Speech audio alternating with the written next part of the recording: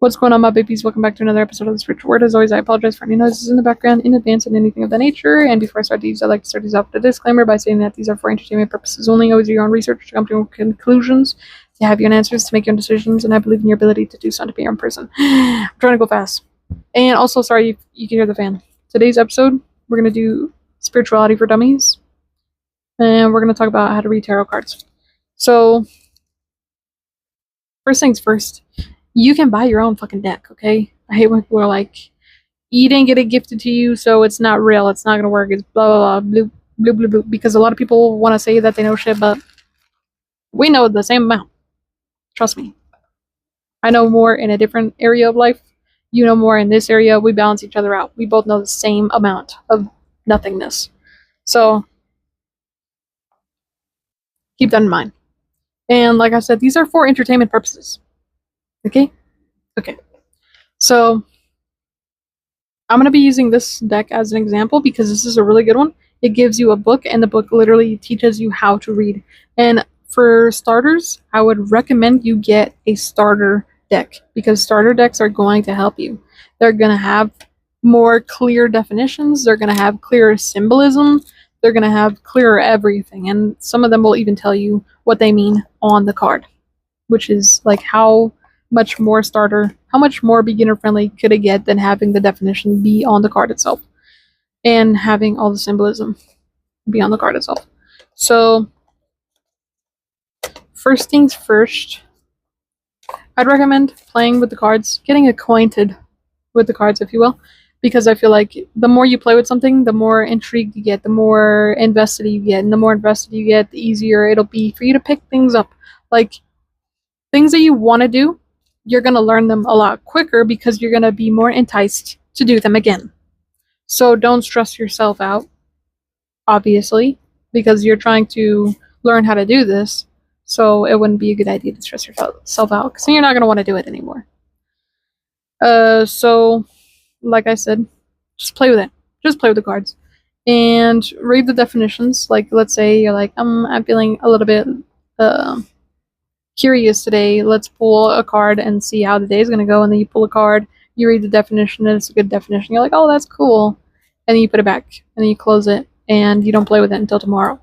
That's a really good way to play with it because it'll get you acquainted with some of the cards' meanings, some of the cards' symbolism, some of what the cards mean. Like, soon you'll be able to pick up, let's say you played with the cards for like a couple of months, and you've seen every single card in the deck, you've read every single definition, you've pulled cards for yourself, and so now when you pick up one specific card, you remember what that one's definition is, and you're able to interpret that one card. Like, you remember that card. It's now ingrained in you. That is freaking great, especially for a beginner, because you're not going to memorize something like that, especially if you're not trying to memorize them.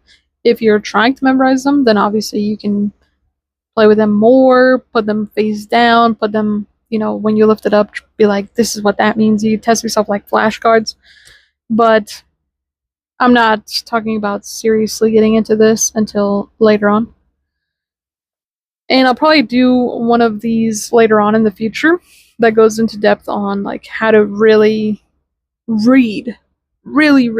I'm just trying to like make this like very basic, beginner friendly, just because most of the people that I know who ask me about tarot, they don't know anything about tarot. So why would I go into depth off rip? And just get acquainted with the cards. Look at the pictures, look at the symbolism, read the definitions. Do that as much as you can. Obviously, don't stress yourself out if you can't or if you forget. It's okay. There's another day for that. And yeah, just have fun with it. Have fun with it, because the more fun you have with it, the more you're going to want to come back. That's my biggest fucking tip. The more you have fun, the more you want to come back. And that's really all of my what is it called? It's really all I can recommend, because tarot is like It's kind of like learning how to draw. I can teach you to draw a circle, but sooner or later you're gonna have your own style.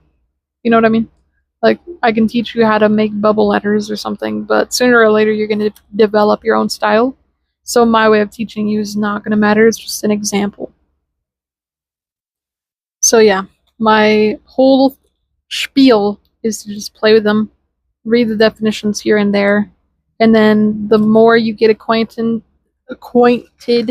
with the cards, you can start to do readings. And the way that you do readings is just like reading a person's face, reading a person's energy. And if you don't know how to do that, I can make an episode on how to do that.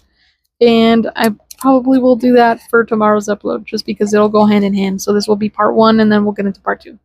And yeah, so this is going to be my really easy, basic spiel. I hope that this was helpful or just, enjoyable in any way, shape, or form.